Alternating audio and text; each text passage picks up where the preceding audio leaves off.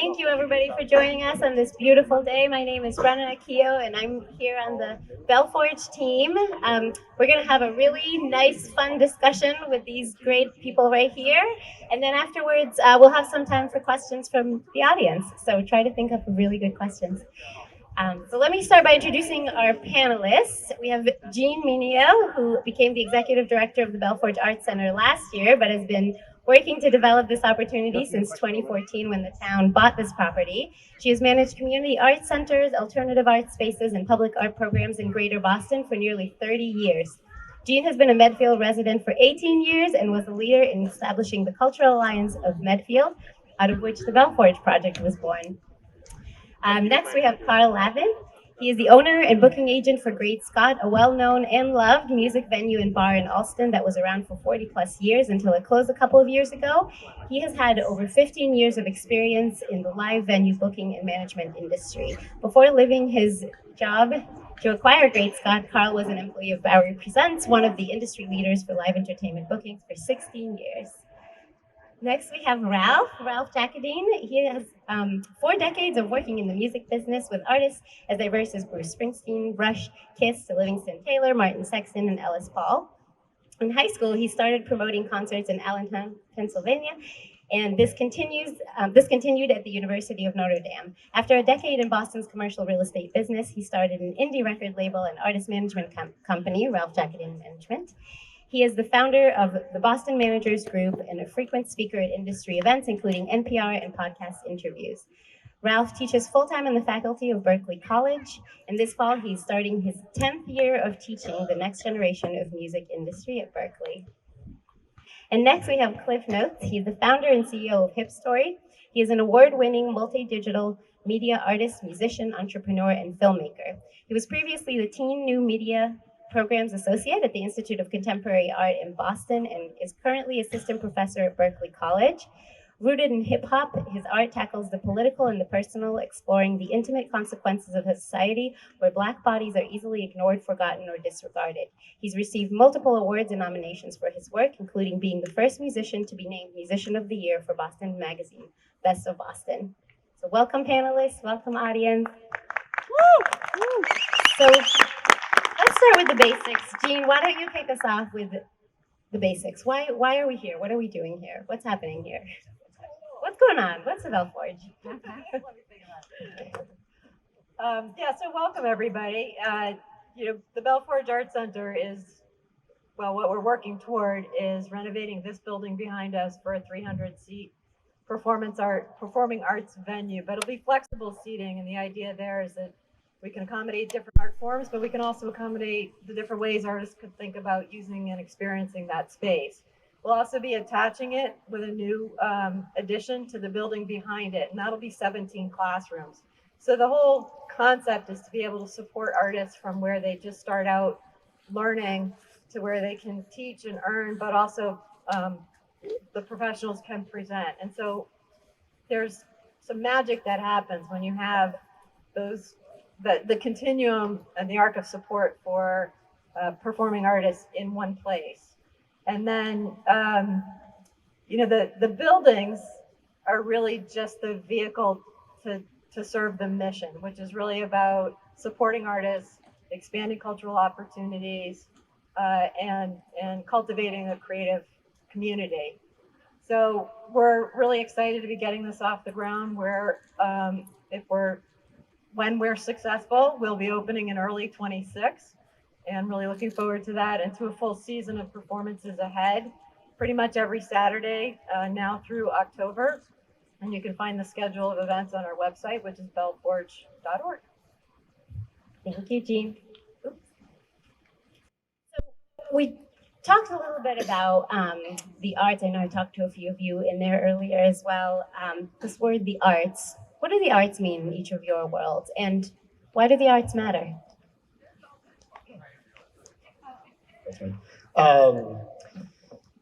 Well, for me, the arts has always been something that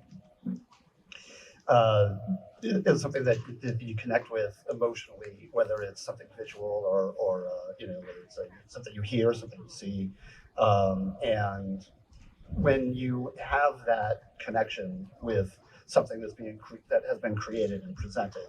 It's unlike pretty much anything else, like truly. And I think that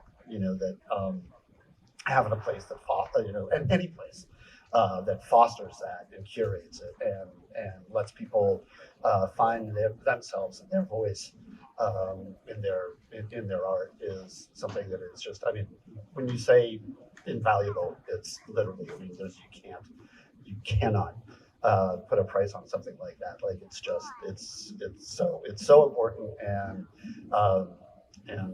for taking it under. Taking an undertaking like this is just so admirable. So I mean, and this place is insane. Well, it's very good. This place.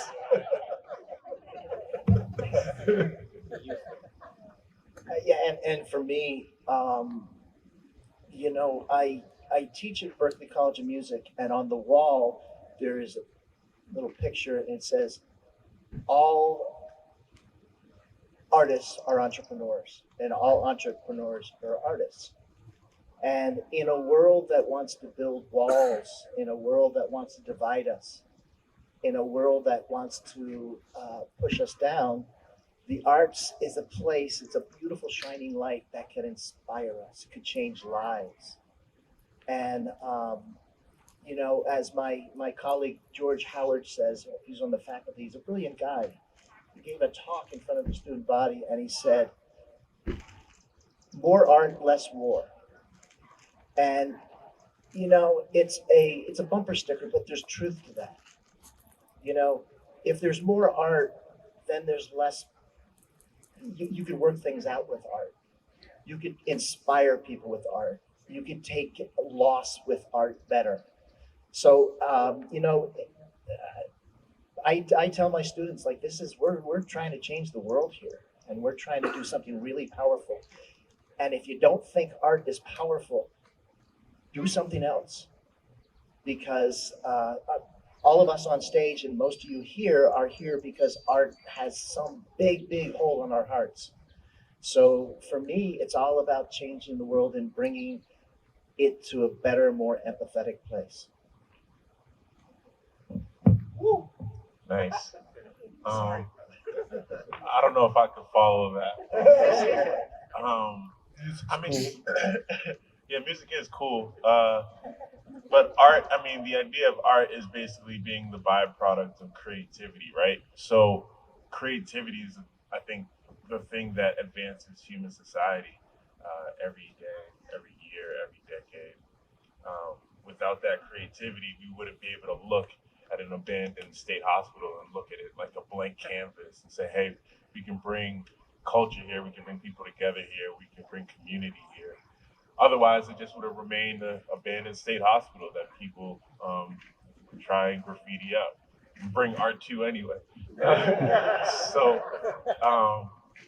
yeah, I think those are my thoughts. So I know everyone is sick of talking about the pandemic, but the reality is that it had a huge impact on artists and audiences. And so I'm curious how the pandemic changed the way that you think about that relationship with artists and audiences. And what do opportunities for audience engagement look like in a hopefully one day post-pandemic world? Well, I'll say this is it. This is my response. Like, for me, it became even more important to be able to experience it in person. And there's just nothing like that. So it's part of the drive behind this, and to be able to do it together this summer in a space that's as magnificent as this is really what it's all about. Yeah, I mean, I think that from my industry, we were curious as to what how audiences were going to adapt and to live streaming, and like, oh, is this really are people really just going to be, you know what, this is fine. I'm sitting at home. I don't need to be there for this. And I think what we've discovered is that there's no way to replicate what it's like to be in person there. Not only just the way you as a fan interact with the hearing the band or the artist on stage, but the fact that you're there with other people and you're all, you're all like-minded, and it's just instant community when you're in a live performance setting. And so I don't think the future of live music is in much danger of people just staying home and watching them on their laptops or phones and stuff. So We had a foundation that gave a nice check to Berkeley to put together an event, and we've done a couple of these. And it was to fly in people from all over the world and talk about music all over the world. And then the pandemic hit, so we took the money, and what we did is we divided the world into 4 locations, 4 chunks of countries, and which included, Russia and Ukraine and China and everywhere else. And we had panelists we did it in 4 days. We had panelists from every section, and they talked about how they're dealing with the pandemic. And we don't need to know that the venues are closing and everything sucks. We need to know the positive and what's going on. So they had all these great stories about collaborative ventures and new relationships and all that stuff. So we pivoted pretty well as an industry of trying to keep going and trying to bring money in. And then we're kind of off, the masks are off, and I'm seeing some of these panelists on the campus, and all I do is go up to them and give them a hug. And you can't do that on Zoom, And the touching, hugging, meeting people in person is really important. And it's not on a screen. Like, we're really here in real life. And boy, does it feel good. And it's really important. Yeah. I think I just want to add to that point because, we keep talking about the pandemic, but I think one of the things that isn't talked about enough was, I think it's talked about, but I think it's more of just a subheading instead of it being the main title, but just how sad everybody was to be inside. We were losing a lot of people, and there was just so much going on. And I think even going back to the first question, thinking about why arts is important, when the world started to open up, what was one of the first things we started seeing people doing? Going back to the movies, going back to concerts, going back to gallery shows. People wanted to be around beautiful things and around people who enjoy beautiful things in that community. And one of the best places to get that is the arts. So I think that was the main thing that I saw coming out of the pandemic was that we not only just want art, but we need it. We need it as sustenance to continue to grow and be happy people. That's a great way to put it. And so thinking about experiencing art, right? Each of your organizations offers very different experiences with the arts. And so I'm curious, what does a successful program look like for you? In other words, what is the top thing you hope that your audience will walk away with after attending one of your programs? We don't have to go in order, but we can, So I a long time ago, I said it almost facetiously, but then really came to believe it, is that what I do and what me and the people in my industry do is we're in the joy business. And success is if there's 8 people at the show and they all walk out psyched that they saw the show, nailed it. You know what I mean? It's just about giving artists the platform and the opportunity to present their art, and having the space for people who would enjoy it to be able to see it. And as long if it goes well, that means everyone is happy. Carl, that joy comes out of a connection, right? I think we've all been touching on that and how important connection is, and how that is what music does. It connects us. To your point, Ralph, we could be divided on politics, but love the same bands. There's a way to work through our differences in the arts or through the arts. There's a guy named Victor Wooten who has 5 Grammy Awards, one of the best bass players in the world. And he came into my class and he was talking about how art brings people together. He's at a concert and there's rich and there's poor and there's black and there's white, and we're all together. And nothing like music art can bring people together. And I go, well, what about Tom Brady and the Patriots? I don't know if you remember Tom Brady or the Patriots, but nonetheless, and Victor says, yeah, that's all good, but half the people are rooting for one team and they hate the other people, and vice versa. And that's an exaggeration, but when you're there to see Springsteen, there's 65,000 people sharing the same love of the music and the experience, and there's nothing like that. That is as religious and spiritual as I know on this planet, you know. And to be part of that is awe-inspiring. Yeah, the first thing we wake up with every morning is our memories, and that's the biggest thing that we try to do at our company is being able to give you good memories. So along with that joy of being able to look back, think, wow, remember that one concert we went to in the middle of a Medfield State Hospital? That was amazing. Nobody else has that memory but me and those 100 other people that were there. Hopefully we'll be creating many more memories. So we spent some time talking about audiences, but let's take a moment to think about artists, creating artists, supporting artists, educating artists. This is a topic that's near and dear to my heart, especially as a mom of a young drummer / painter / possibly baker. But what is the number one thing that artists need right now? What are some of the challenges right Money. now for artists? Space, We right? need money and space. I was just on the news talking about this exact thing. Money and space to create, and just the financial freedom to create in America that doesn't really allow you to do so. So, yeah, it's that simple. Money and space.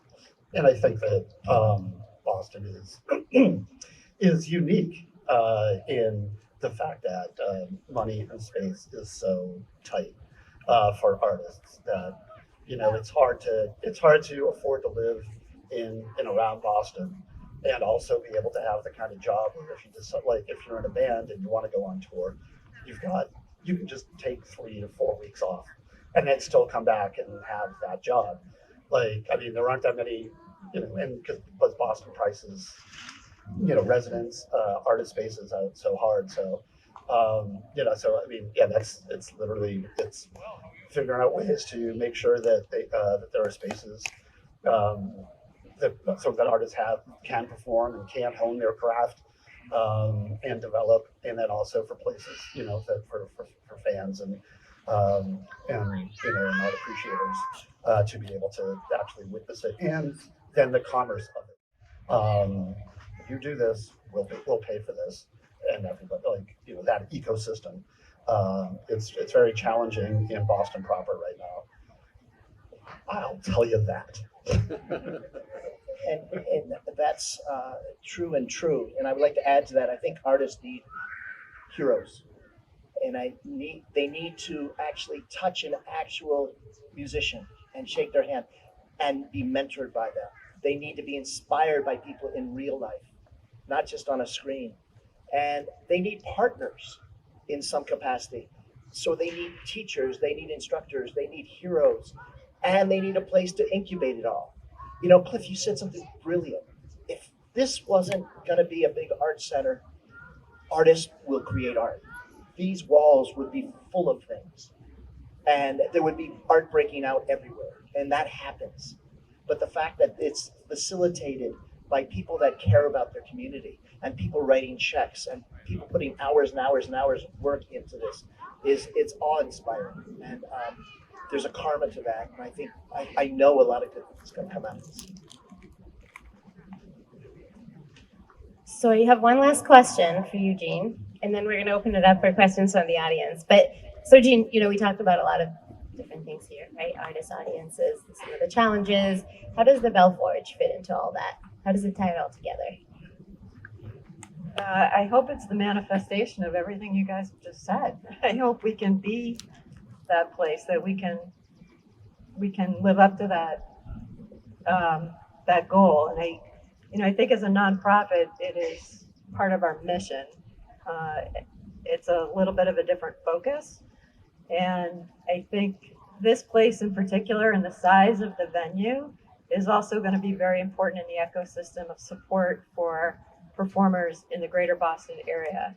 So you don't just go from learning the violin to playing in the BSO. You need these places that you can experiment, evolve, change, try again, perform, get your feet under you. And I think there aren't enough venues of this kind of size any longer. I mean, the city of Boston has really changed, and Cambridge too, in terms of limiting space for artists. And so spaces like this become even more important as we move forward and try to provide that infrastructure of support within an ecosystem of a community supporting artists. All right. Any questions?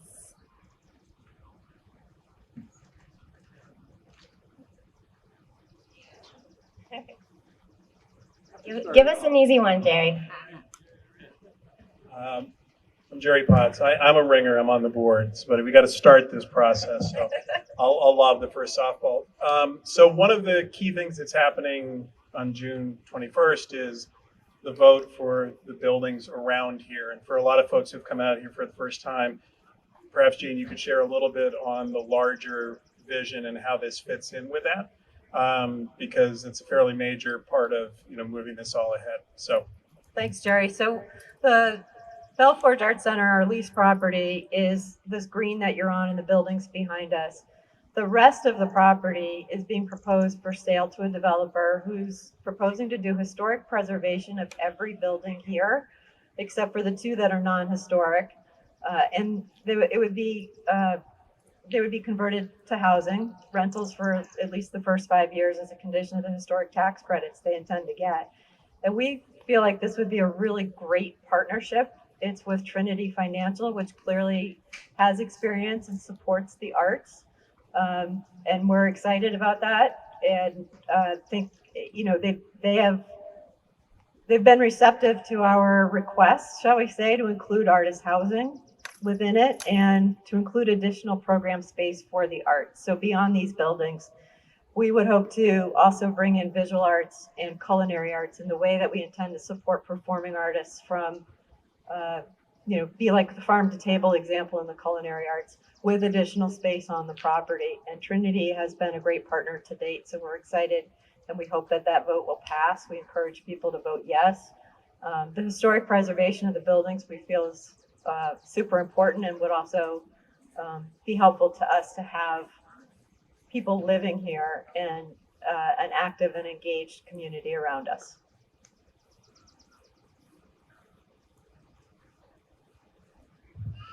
What makes a building non-historic?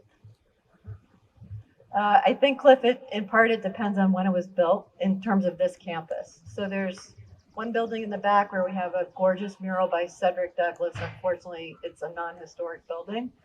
And then there's another building behind these brick buildings that's a little bit lower in the back, and it was a food service building built like I believe in the 50s.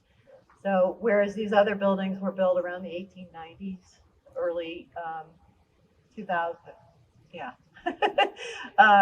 The buildings that came later just are not historic. And so they're not covered by a historic district. They're not governed by the same kind of oversight that the historic buildings are.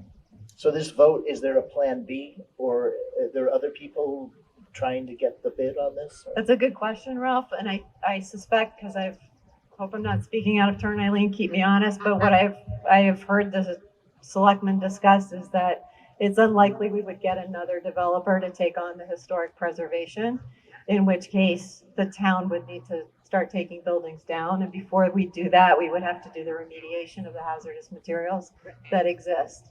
So it's potentially somewhere around 20 million, Eileen? Maybe? You're going to correct me. Yeah, I need to make sure everyone understands that the town would not be able to just step up and start addressing these buildings one-on-one. $20 million is not something the town would be able to afford. So it's so imperative that June 21st, people, if I wanted to ask the other night by show of hands, how many people want the buildings to stay? That right there is a yes vote. Because if we can't get this to go forward, the only other option is to take it down, because Trinity has extensive experience in understanding how to use historic tax credits. And like, just to give you a simple example, if you go to redo this building and you don't do that line of brick the way it's done and the way you tell the historic and national parks group the way it's going to look, they'll come, they'll look at it and they'll say, gee, nice try, but you're not getting the money. All that money you spent, you didn't do it the way you said you're going to do it. So that's the level of detail that's going to go into restoring these buildings. And they're a partner that can do it. And they are a partner of the town. I think something that people really need to understand too with Trinity is they engage with the community, with the project all in. They don't stick their arms out and push the community away and say, let us do it, we'll talk to you later. The entire way they engage. So I am so excited that they engage in the arts, they support this whole program. I look out here today and I think, this, if you can close your eyes and open them in 5 years, think how beautiful this could look. And having a wide range of artists throughout the summer, you know, addressing all ages, all music levels, it's awesome. So, you know, I'll step away from that, but just I don't want anyone to think the town's just going to step in and take care of the buildings. We truly cannot financially do that. That's why we have to find a partner, and we believe Trinity is a partner. Thank you, Eileen. I think the other point to note is that what's really special here is this access to nature in addition to. So the fields that are in the front, the fields that are in the back, the Charles River touches it, the circuit trail runs through this property. There's an opportunity here for the arts to be well beyond just these buildings, and it's unique, a unique opportunity.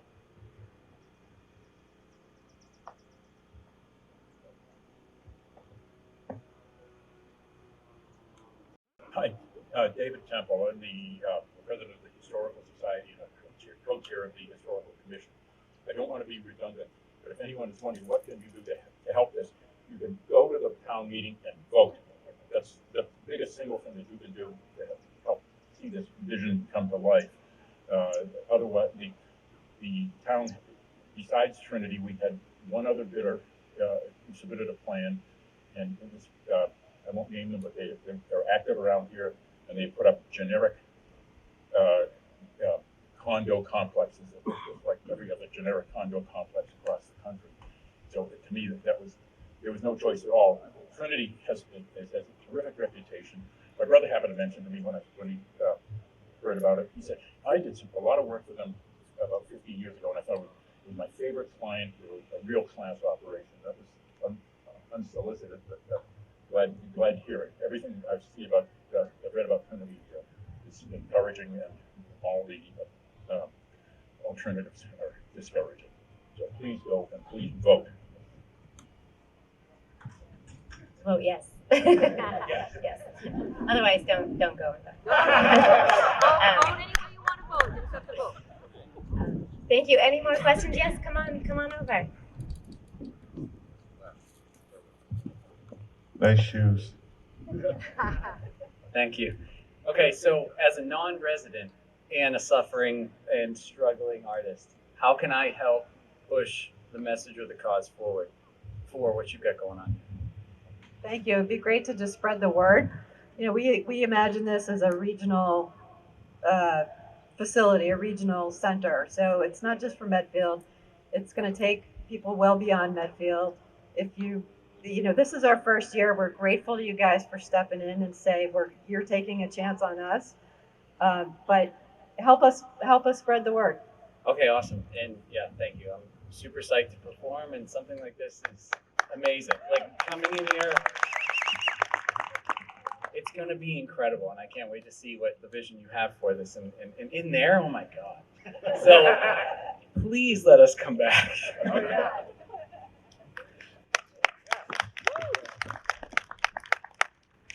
Any other questions? This is awesome. It's about the history, it's about the nature, it's about the arts, the community, everything. I think that's what makes it so unique. So, if there are no more questions, as you can see, we have a really big vision here with potential for tremendous impact, and we need a lot of help to make it happen. So we have some excellent performers coming up this afternoon. We also have some more great performers coming up later in the season. They were organized by some of these people right here. So please be sure to check them out, bellforge.org/events. We'll show you all of our upcoming events. Can I just say, Cliff, you're playing next weekend, right? No, the weekend The after. weekend after, 25th? My company is hosting an event where we're curating a bunch of artists performing there. I'll be here, but I won't be on the stage officially. But you helped organize it, right? Or Yeah, I you organized organized it. it, yes. But the week after, I'll be performing. Awesome. So if you enjoyed everything you saw today, or even if you just believe in the arts and want to see this place happen, come talk to us. There are many, many different ways to come and help and get involved. So we could use all the help we could get. Yeah, I was going to ask, are there like socials? Do you guys have, is there like a Facebook? Yeah, we have Yeah. Facebook, The whole Instagram, all the social. We have a website. Spread the word. Let everybody bring people here. QR code right over there. Yeah, Oh, QR okay, code. there you go. Yeah. Be sure, it'd be weird if I was like, oh yeah, we should, you know what, we should do that, Carl. Good idea. Yeah. And come, have fun. Bring a blanket. All of our events are outdoors and free and fun. Bring your dogs, bring your kids, bring everybody, bring grandma. So yeah. Thank you all for joining us. Thank you to our panelists. Enjoy the rest of the afternoon.